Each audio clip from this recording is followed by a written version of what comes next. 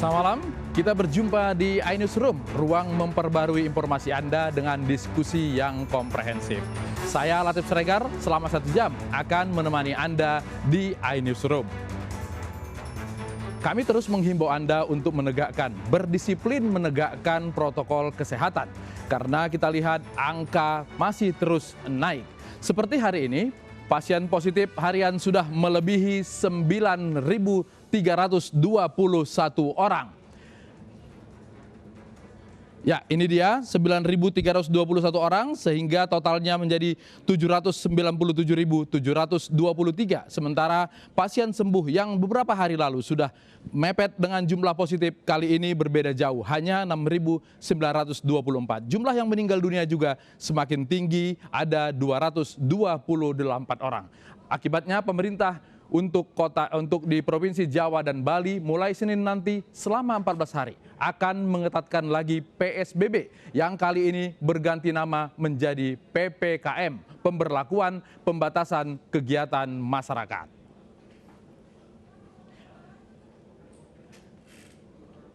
Di tengah tingginya angka pasien positif COVID, ternyata ada saja yang meraih keuntungan. 3 mahasiswa ditangkap karena memalsukan surat izin swab yang merupakan syarat untuk naik pesawat.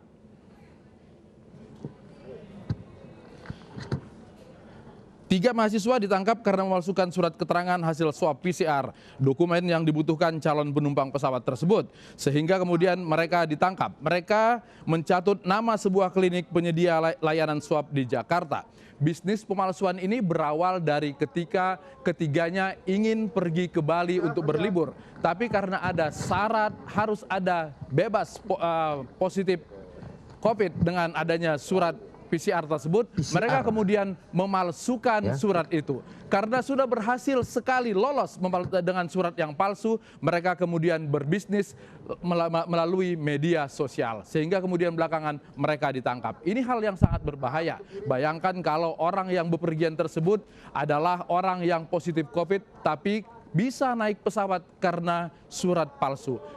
Mereka akan menulari orang lain di bandara, di pesawat, maupun nanti di daerah tujuan. Beralih ke berita lain, sopir mobil Caca Sherly, mantan personil Trio Macan, ditetapkan sebagai tersangka kasus kecelakaan di tol Semarang-Solo. Penetapan sebagai tersangka karena sopir dianggap lalai melaju kencang saat hujan deras. Akibatnya ketika ada mobil berhenti mendadak, mobil Caca Sherly tidak terkendali dan meloncat ke jalur berlawanan. Sehingga ketika berada di sana, mobil tersebut memicu kecelakaan yang melibatkan 7 kendaraan lain. Caca Sherly, mantan personil Trio Macan, meninggal dunia akibat kecelakaan tersebut.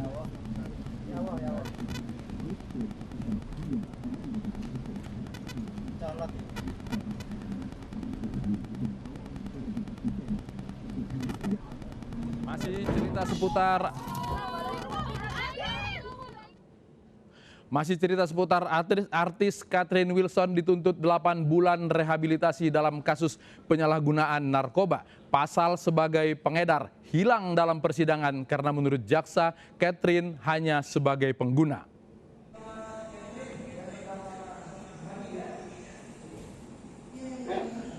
Catherine yang diadili di Pengadilan Negeri Depok terbukti bersalah menggunakan narkoba jenis sabu. Menurut jaksa, Catherine terbukti menyalahgunakan narkoba bagi diri sendiri sehingga diganjar hukuman rehabilitasi. Sidang berlangsung secara virtual karena Catherine tidak hadir di ruang sidang mengingat saat ini masih COVID-19. Keket ditangkap polisi di kediamannya di Pangkalan Jati, Cinere pada tanggal 17 Juli 2020. Keket ditangkap bersama seorang petugas keamanan. Polisi menyita 2 klip sabu seberat 1 gram bekas sisa pemakaian. Keket mengaku mengkonsumsi sabu untuk menjaga stamina dan berat badannya selama 2 tahun terakhir.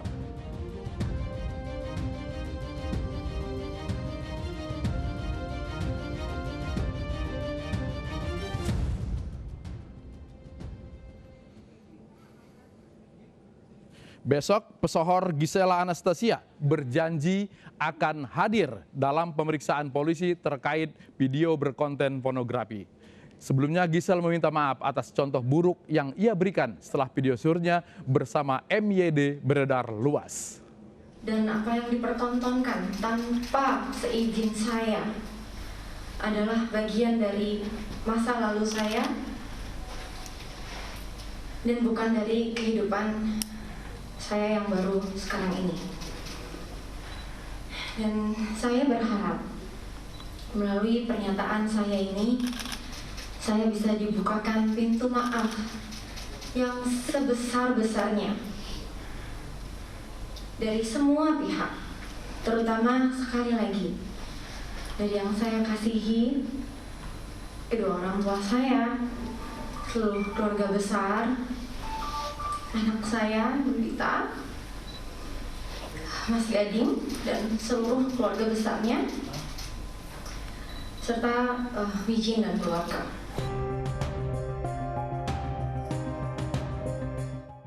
Selain meminta maaf, Gisel juga menyebut akan kooperatif dan mengikuti proses hukum berjalan. Ia juga berharap kasus ini tidak berdampak negatif terhadap psikologis anaknya di masa yang akan datang. Sebelumnya polisi memanggil Gisela Anastasia dan Michael Yokinobu untuk diperiksa dalam kasus video asusila. Tersangka Michael Yokinobu merupakan teman pria Gisel dalam video, hadir dan memberi keterangan di Polda Metro Jaya. Dan sebagai warga Indonesia, saya taat akan hukum dan saya akan berusaha kooperatif. Untuk hal yang terjadi selama ini, saya benar-benar menyesal. Saya benar-benar minta maaf ke seluruh masyarakat Indonesia, kepada keluarga saya, kepada pihak-pihak yang terkait. Saya minta maaf untuk itu semua. Dan saya benar-benar menyesal atas semua yang sudah saya lakukan. Mungkin ini adalah hukuman dari Tuhan kepada saya. Dan saya mohon untuk semua teman-teman, mohon dukungan, doa, dan benar-benar saya minta maaf untuk semuanya. Sementara Gisela Anastasia tidak hadir di Polda Metro Jaya. Kepada polisi, mantan istri Gading ini mengaku menjemput anaknya yang sedang berlibur. Polisi pun menjadwalkan ulang pemeriksaan Gisel pada Jumat 8 Januari mendatang. Tim Liputan iNews melaporkan. Ya, kita beralih ke informasi lain pemirsa. Beberapa saat yang lalu, Presiden Joko Widodo meresmikan Masjid Istiqlal yang baru saja selesai bersolek. Hari ini, Presiden Joko Widodo meresmikan Masjid Kebanggaan Masyarakat Indonesia karya arsitek Frederick Silaban. Renovasi masjid ini menelan biaya 475 miliar rupiah. Dengan peresmian ini, Masjid Istiqlal kemudian terbuka untuk umum. Tentu saja ini mengobati kerinduan warga untuk sholat di masjid terbesar di Asia Tenggara tersebut. Tetapi karena aturan yang masih berlaku, apalagi setelah PPKM tahap baru tanggal 11 nanti, kapasitas masjid hanya 50% saja, maka keinginan masyarakat untuk sholat beramai-ramai di Masjid Istiqlal tidak bisa dilakukan dalam waktu dekat. Selamat sore dan salam sejahtera untuk kita semuanya. Yang kami hormati Menteri Koordinator. Ya, dan di sana di Masjid Istiqlal sudah ada reporter kami Angelica Evagam yang akan menceritakan bagaimana jalannya peresmian pada saat ini. Angelica, silakan. Ya Latif dan pemirsa, pukul 17.48 tadi Presiden Joko Widodo dengan mengenakan baju putih tiba di gerbang Fatah Masjid Istiqlal DKI Jakarta. Tadi kehadiran Presiden Joko Widodo disambut oleh sejumlah menteri dari Kabinet Indonesia Maju dan juga pejabat Pemprov DKI Jakarta serta ulama besar atau imam besar dari Masjid Istiqlal.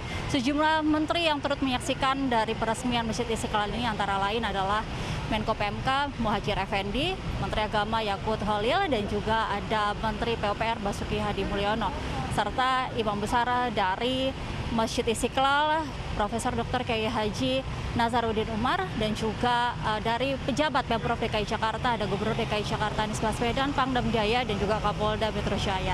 Dan sebelum tadi diresmikan secara resmi oleh Presiden Joko Widodo, Imam besar dari Masjid Istiqlal yaitu Kyai Haji Nasaruddin Umar menyampaikan kepada Presiden dan juga pejabat terkait mengenai proses pembangunan dari Masjid Istiqlal yang tadi disampaikannya bahwa kurang lebih selama 42 tahun baru kali ini Masjid Istiqlal DKI Jakarta dalam tanda kutip disentuh atau direnovasi secara besar-besaran. Dan dalam proses renovasinya ini memakan biaya 500 lebih miliar dan juga memperkerjakan 1.000 lebih pekerja yang turut serta membangun atau mempercantik dari renovasi Masjid Istiqlal Jakarta. Dan Masjid Istiqlal yang merupakan kita ketahui adalah masjid terbesar se-Asia Tenggara ini, sebelumnya memang dimulai proses pembangunannya pada Mei tahun 2019 lalu. Dalam awal proses pengerjaannya memang ditargetkan untuk selesai dalam kurun waktu 300 hari atau sekitar 10 bulan.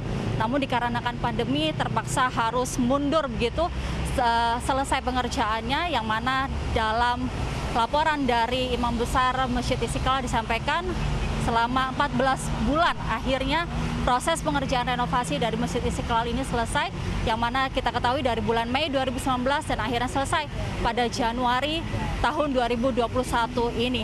Dan adapun renovasi yang dilakukan di Masjid Istiqlal ini antara lain adalah gedung dari Masjid Istiqlal untuk dilakukan renovasi agar terlihat lebih bersih dan juga lebih bersinar. Kemudian di dalam atau sekitar dari Masjid Istiqlal ini pun juga dipasang sistem special lighting. Ini yang baru yang diharapkan juga dapat mempercantik kawasan Masjid Istiqlal. Dan tidak lupa juga ada terowongan silaturahmi yang menghubungkan antara Masjid Istiqlal DKI Jakarta ini dengan masjid atau maksud kami dengan Gereja Katolik Santa Maria Diangkat ke Surga atau kita kenal dengan Gereja Katedral dari DKI Jakarta, yang kita ketahui pembangunannya atau kedua tempat beribadah dari kaum Islam dan kaum Nasrani DKI Jakarta ini memang berhadapan seperti itu.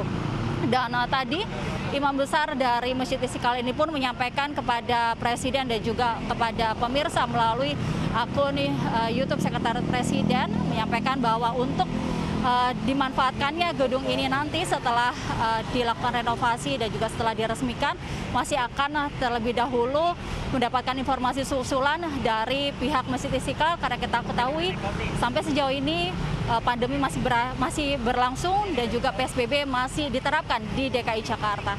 Ya, Latif. Oke, Angelika Epagam, terima kasih sudah melaporkan dari Masjid Istiqlal Jakarta. Dan pemirsa, seperti apa kemegahan Masjid Istiqlal yang baru saja diresmikan tersebut? Inilah wajah baru Masjid Istiqlal.